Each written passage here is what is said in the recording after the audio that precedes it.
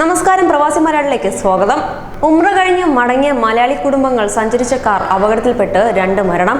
മാഹി സ്വദേശി ഷമീം മുസ്തഫ, സുഹൃത്തും നാട്ടുകാരനുമായ അമീനിന്റെ മകൻ അർഹാം എന്നിവരാണ് മരിച്ചത്. ഷമീമിന്റെ ഭാര്യ അഷ്മില, അമീനിന്റെ ഭാര്യ ഷാനിബ എന്നിവർക്ക് പരിക്കേറ്റു. ഷമീമിന്റെ മക്കളായ അയാൻ, സാറ എന്നിവർക്ക് നിസ്സാര പരിക്കുണ്ട്. അഷ്മില, ഷാനിബ എന്നിവരെ അൽഖുവയ്യ ജനറൽ ആശുപത്രിയിൽ പ്രവേശിപ്പിച്ചു.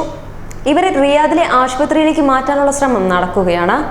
പരിക്കേറ്റ അയാൻ, സാറ എന്നീ കുട്ടികൾ അൽഖസ്ര ആശുപത്രിയിൽ ചികിത്സയിലാണ്. റിയാദിൽ ജോലി ചെയ്യുന്ന ഷമീം മുസ്തഫയും അമീനും കുടുംബവുമൊത്ത് മക്കയിൽ ഉംറയ്ക്ക് പോയി മടങ്ങുകയായിരുന്നു. റിയാദ് ജിദ്ദ ഹൈവേയിൽ റിയാദിൽ നിന്ന് 300 കിലോമീറ്റർ അകലെ ഹുമായത് പോലീസ് പരിധിയിലായിരുന്നു അപകടം. തിങ്കളാഴ്ച പുലർച്ചെ 2-ന് ഇവർ സഞ്ചരിച്ച കാർ മറിഞ്ഞാണ് അപകടമുണ്ടായത്.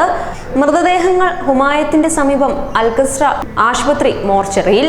അതേസമയം കാറിടിച്ച് പരിക്കേറ്റ് ദിവസങ്ങളായി ജിദ്ദയിൽ ആശുപത്രി ചികിത്സയിലായിരുന്ന മലയാളി യുവാവ് മരിച്ചു.